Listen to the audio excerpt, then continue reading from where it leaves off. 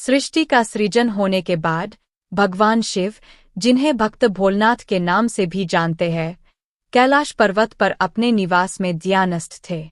वे सृष्टि के पालनहार, विनाशक और देवताओं के देव महादेव के रूप में पूजित है। उनकी उपासना से हर कोई अपने जीवन के दुखों से मुक्ति पा सकता है।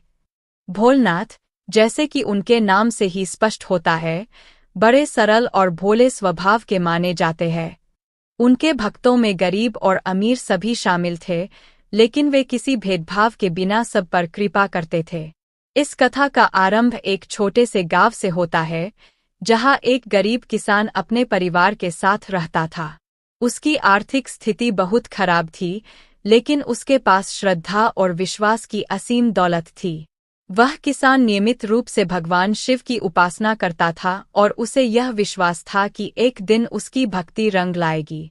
उसके पास कुछ खास नहीं था, लेकिन फिर भी वह भोलेनाथ के चरणों में प्रतिदिन एक मुट्ठी अनाज चढ़ाने का प्रयास करता था। उसकी भक्ति में कोई कमी नहीं थी और उसने अपनी स्थिति को कभी अपनी भक्ति में आड़े नहीं आने दिया। दूसरी ओर, उसी गांव में एक अमीर व्यापारी भी था। वह बहुत धनी था और उसके पास सभी प्रकार की भौतिक सुविधाएं थीं। उसने भी भगवान शिव की भक्ति में कोई कमी नहीं रखी थी। वह प्रतिदिन मंदिर में जाकर भगवान शिव के चरणों में भारी भरकम चढ़ावा चढ़ाता था। उसे अपने धन का गर्व था और वह सोचता था कि उसकी भक्ति के कारण ही वह इतना संपन्न हो सका है। वह किसान को देखकर हमेशा तिरस्कार भरी नजरों से देखता था और सोचता था कि भला उसकी छोटी सी भेंट से भगवान शिव खुश कैसे हो सकते हैं। एक दिन दोनों भक्त, गरीब किसान और अमीर व्यापारी, भगवान शिव के मंदिर में एक ही समय पर पहुंचे। मंदिर के पुजारी ने देखा कि दोनों ने भगवान शिव के चरणों में अपनी अपनी भेंट चढ़ाई। किसान ने अपनी आदत के अनुसार बस एक मुट्ठी अनाज चढ़ाया, जबकि व्यापारी ने भारी सोने और चांदी के आभूषण, मिठाई और अन्य बहुमूल्य वस्त्र चढ़ाए। पुजारी भी व्यापारी की इस भव्य भेंट से प्रभावित हुआ और उसने किसान की भेंट को कोई खास महत्व नहीं दिया। लेकिन भगवान शिव तो अंतर्यामी है। उन्होंने दोनों भक्तों की भक्ति को परखा और अगले दिन स्वयं प्रकट होने का निर्णय लिया। वे एक साझी के रूप में उस गांव में आए और सबसे पहले उस गरीब किसान के घर गए। किसान ने साझी को देखकर बड़ी खुशी से उनका स्वागत किया और जो भी उसके पास था, उसे साझी को अर्पित कर दिया। साझी के रूप में भगवान शिव ने उसकी भक्ति की प्रशंसा की और कहा, तुम्हारी भक्ति और समर्पण से मैं बहुत प्रसन्न हूँ। तुम जो भी मांगोगे, मैं तुम्हें वह प्रदान करूँगा। किसान ने कहा, हे भगवान, मेरे पास कुछ भी नहीं है। मैं बस आपका आशीर्वाद चाहता हूँ कि मेरे परिवार को भोजन और सर पर छत मिलती रहे। भगवान शिव उसकी इस विनम्रता से और भी प्रसन्न हुए और उन्होंने उसे आशीर्वाद दिया कि उसके खेतों में इस वर्ष भरपूर फसल होगी, जिससे उसकी गरीबी हमेशा के लिए दूर हो जाएगी। इसके बाद भगवान शिव उसी साझी के रूप में उस अमीर व्यापारी के घर गए। व्यापारी ने साझी को देखकर बड़े गर्व से उनका स्वागत किया और बहुत सारे उपहार भी अर्पित किए। साझू के रूप में भगवान शिव ने उससे भी कहा, तुम्हारी भक्ति भी मुझे प्रसन्न करती है। तुम जो चाहो मुझसे मांग सकते हो।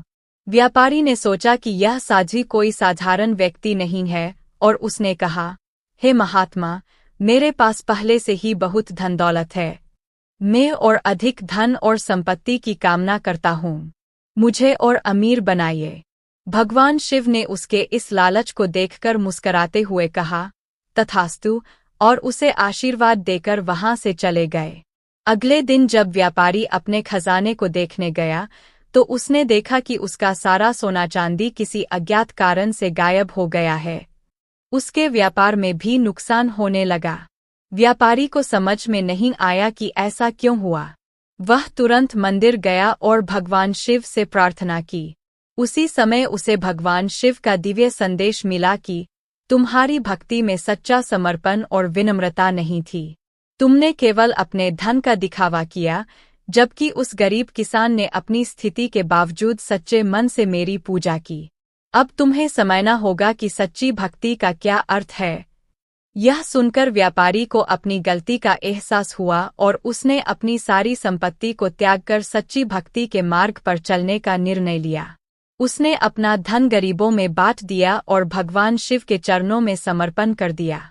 इस प्रकार भगवान शिव ने इस कथा के माध्यम से यह संदेश दिया कि भक्ति का आधार न तो धन है, न ही किसी प्रकार का भौतिक सुख। सच्ची भक्ति वह होती है जिसमें समर्पण, श्रद्धा और विनम्रता होती है। गरीब हो या अमीर, भगवान शिव सभी को एक समान देखते हैं। इस संसार में चाहे जो भी भौतिक संपत्ति हो, वह क्षणिक है, लेकिन सच्ची भक्ति और भगवान का आशीर्वाद अमर है। गरीब किसान की भक्ति ने यह साबित कर दिया कि भगवान शिव के दरबार में हर किसी को उसकी भक्ति के अनुसार फल मिलता है, न कि उसकी संपत्ति के आधार पर। इस कहानी का यही संदेश है कि जीवन में भक्ति का मार्ग धन दौलत से नहीं, बल्कि श्रद्धा और समर्पण से तय होता है। दोस्तों, यदि आपको यह वीडियो अच्छा लगा हो तो हमारे चैनल को सब्सक्राइब करें और वीडियो को लाइक और शेयर करें। हर हर महादेव।